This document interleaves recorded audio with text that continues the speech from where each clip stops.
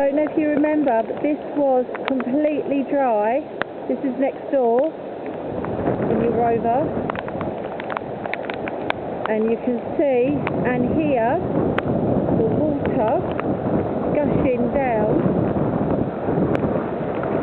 like our own mini Niagara Falls. Just shows what a difference it makes.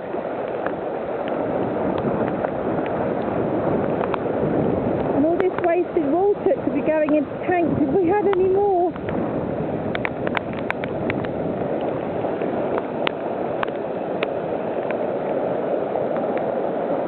That bit there was just paddock. It wasn't even a dip.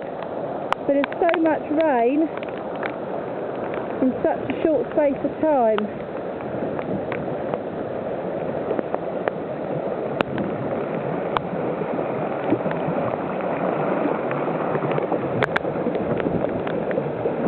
Absolutely crazy. Well, there you go. A little bit of a difference.